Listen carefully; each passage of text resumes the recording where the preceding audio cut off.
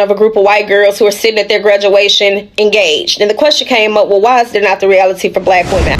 Here is the reason why majority of black women are behind in the dating game, behind in the marital game. They're not getting married, and they cannot secure, or they have not been securing men who. In today's video, we're diving into a conversation that has been widely discussed but always misunderstood. I hope we understand today. You're welcome to Comfort for Life, and I bring to you a compilation of TikTok videos for educational purposes. To my returning viewers, I love and appreciate you. Thanks for your continued support. So, why do some believe that black women are left behind in the dating game compared to white women? In this video, we'll be sharing different perspectives and insights from individuals who will be offering their views on factors they think contribute to this perception. You're welcome to join the conversation. Also, their perception flows from societal influences to personal experiences. So what are your personal experiences with this perception that people have of black women being left behind in the dating game? I know this is a very sensitive and thought-provoking topic, but we are here for educational purposes. After you've watched, kindly don't hesitate to leave your thoughts in the comment section, and let's have a conversation together. I know y'all not gonna like what I gotta say, but you know me, I'm gonna say it anyways. First and foremost, black women are above reproach. If it don't validate us or excuse our bad behavior, we don't want to hear it. Instead, we'll say, well, men do it too. Secondly, we'll find every excuse in the world to validate why we don't want to be married or why we don't want to be in a relationship. Well, they get cheated on. Well, they do this. Well, they do that. But then we have all these standards for men, and we're still actively seeking for men in the midst of our hurt while inadvertently telling them to go to therapy. We do not practice what we preach. Thirdly, the independent woman is a myth. Actually cared about being independent and it was something that made you happy, you would not have all these standards to negate your independence. Nobody wants to relinquish power. You'll find every excuse in the world to not be submissive and wonder why white women can get away with their bad behavior. We take everything bad from white women except for the fact using marriage to our own benefit. But you'll run to the child support office though. Equality against men, and the only time we actually want to be equal to men is when it comes to degenerate behavior, hypersexuality, abusing or abandoning children. Even when it comes to the gold digger conversation, what you don't see those other women do, even when they are just screwing men for money, is bashing men, inadvertently making men feel like they're not important. Also too, telling them that they don't need men. Psychologically, we have been taught to disassociate ourselves, and even in that Malcolm X quote where he says the black woman is the most disrespected, he also says to be near your man. Who taught you to hate the very race that you're supposed to be with? For the same reason, black men also complain of the same, and when they try to compare black women to other races, they always find out that black women come out to be those who are independent, strong. They want to be alone. They don't want any men into their lives. Just here's a word to y'all independent women. First and foremost, you got to understand the definition of independent. Independent means that you are celebrating the fact that there is nobody with you. Black women, you are celebrating the fact that you don't got a that you don't have a man, that you don't have a father, that you don't have a dad, that you don't have a husband, that you don't have some kind of male influence in your life. You're celebrating being alone. That's why we don't like y'all independent. Why would I want a hoe that celebrate me not being there? Then you get mad at us for not being there. That's it. But what could be the reason to that? Listen to this lady. She's making a lot of sense in what she's saying. You might not fully agree with what she's saying.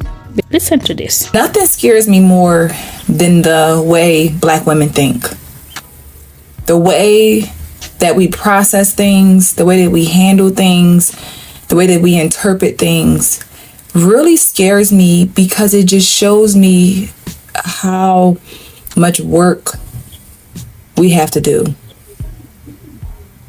The way that we decide to handle situations, the way that we deflect, the way that we point the fingers, the way that we just refuse to want to do better, that scares me, because it makes me look at my society, look at society, and look at my community and say, this is the problem.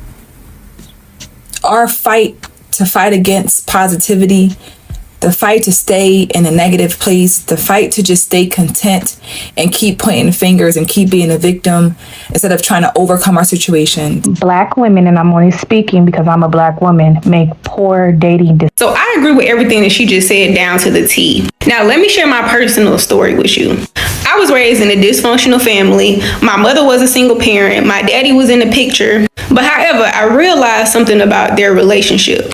They should have never been together in the first place. And this is a lot of y'all parents, by the way. So when you look at the Maslow's hierarchy, right? As Black people, we have always been stuck in those basic needs, the two bottom tiers on that hierarchy. So our psychological needs and our safety needs. This includes food, water, rest, security, and safety. Now that we are becoming an individualistic society and people are realizing that money is not enough, because this is why a lot of people was getting back together back in the day, right? You are paying more attention to emotional intelligence. I think back to the time where I was in college, because I was raised by two people who only really cared about the basic needs. So that's what they taught me, right? Your parents probably taught you only the basic needs because that's all they knew. Now, as an adult, you are struggling to figure out the rest of your needs because you probably don't know what those look like. So then you begin to get into relationship after relationship after relationship, getting your heart broken. You have needs, but you don't really know how to articulate what those are. So you continue to be in this repeated cycle where you're not getting your needs met. Now that you have the necessary tools to make better dating decisions and not be in situationships, not get caught up with dudes who are not meeting your standards, men as well, because men also need to learn how to vet women properly, because you also won't be in the cycle of getting women pregnant and not being able to take care of your child or wanting this baby with somebody who you didn't intend to have a baby with. Because we're continuously having war with each other when we both should be learning about each other and how we can come together, because we both have similar struggles.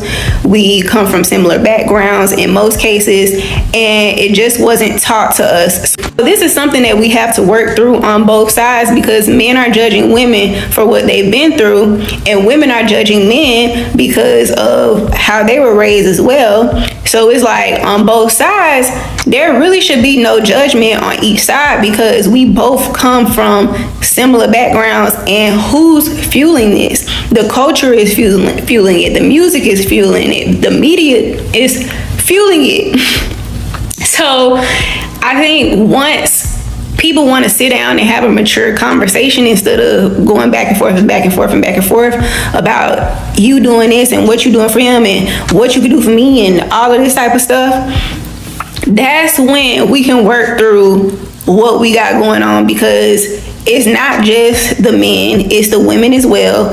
And we have to say, look, it's both of us. Like, let's just sit down and have a mature conversation and let's both do the work. And until we can get to the point where we both say, let's do the work, instead of men being into a red pill community and talking about black women is this and black women is that, and black women talking about black men is this, black men is that, that's when we can move forward. Because on both sides, neither men or women know how to vet each other.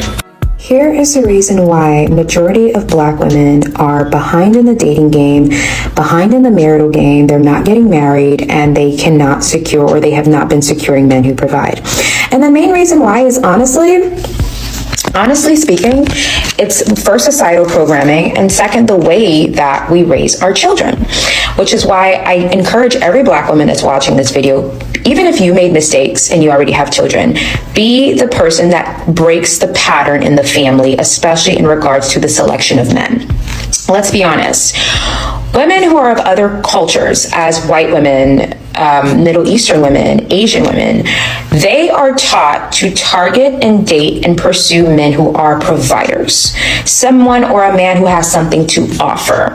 Because in those cultures, when the father gives their daughter away to that man, they don't have the expectation in their mind that their daughter is going to have to struggle, work hard, work double shifts. They feel like, we're giving our precious flower away to you. Here she is. Make sure you take good care of her and make sure you're able to provide for her. But in the Black community, we're taught different. We're taught to date someone just because you like them. Oh, he's not working. It's okay, girl. Like, girl, hold him down. Hold him down. He doesn't have much going on. Hold him down. Just work it out. Stick it out. We're kind of taught that struggle narrative, that narrative of hard work and hard labor. And we're taught, but why would you be doing hard labor if you have a man present that you are in a relationship with? That's the difference. And there was a point in time I was working in a luxury firm. The luxury firm was predominantly a Caucasian luxury firm. And, you know, we would have girl talk, like all the associates, like it was really chill vibes. We would all like sit down in the lunchroom and just talk about like girl stuff. Everyone's dating someone new, you know, catching up. And I noticed that the Caucasian women in there and the Middle Eastern women in there and even the Latin women in there, their first question when anyone in our group was dating a man, their first question was, okay, what does he do for a living? That was always the first question. It wasn't, do you like him? Do you love him? Does he treat you nicely? No, that was never the first question. And as I grew up and I matured, it totally dawned on me. And I'm like, no wonder they are so far economically with marriages and with relationships, because the first thing that they look at is financial security. Black women, on the other hand, that is not the first thing that they look at unless they're from African cultures. African women are totally different when it comes to American women as far as how they date. That man has to be, if they're going to check bank statements before the marriage is even legalized, they're going to check bank statements. That's how it is in Africa. So props to African women. They have that on lock as far as Black women. But it dawned on me, and I'm like, this is the problem. Like, this is it right here. Why are African American women not vetting men properly? Why aren't they choosing men who are educated?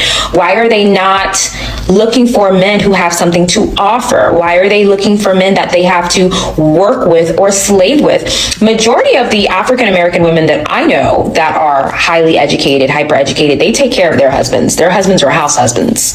So I want to talk to parents, in particular parents of Black daughters who are teenagers, who do not allow your daughters to date or even acknowledge that they are interested in the opposite sex when they're 16, 17, 18, 14, 10, when they start to notice, which biologically, which like it's just nature, that they're going to start noticing the opposite sex, because that's what we do as humans, as animals. So I want to share with you guys what I'm observing right now. So I am a cheer sponsor, and I'm also an elementary school teacher, but I'm a cheerleading coach for a high school, very popular high school. And we are waiting for our football game to start. There's another team that's playing on the field before us. So I know a lot of these kids. There's probably about 3,000 teenagers that are out here. And just through my work of working with young ladies and girls, some of these little girls I've had, or some of these teenagers I had as little girls, as cheerleaders and in other programs. And the ones whose parents are working the hardest to raise them to be nice, upstanding, honorable young ladies. Let me tell you what I'm seeing. So the pattern that I'm seeing is the girls with the very strict parents, the ones who don't want their daughters to keep their nose in the books and don't be looking at them boys. And we know that we do that as Black parents and Black people, because we know the legacy of low achievement that there is for men in our community. And so we know, and we have been dragged as Black women dating Black men. Black men know they have dragged. So these Black fathers, they know how dirty and low down that they have been to girls, that they say, oh, I would never let my daughter date, but not thinking of the fact that you need to help your daughter find someone to date, and you need to mentor other young men so that your daughter will have someone to grow up to date. So what we see in turn is the girls out here, and I've seen, and I counted them, I saw 17 girls that are real strict parents. Some of them are cheerleaders, not on my squad, but they're just here at this event. But the nicest girls, the ones whose parents are keeping them sheltered, I should say the most sheltered girls, that's what I'll say. They are around corners, petting on, rubbing on boys, boys reaching off into their clothes and their skirts. And the girls whose parents allow them to have a boyfriend, guess what? They're dating nice boys. The nice boys. The quarterback of the football team whose dad is a doctor and the mom is a minister. The president of the debate team who already has a scholarship to Harvard already in the first semester of his senior year. Those are the boys that the girls whose parents allow them to date.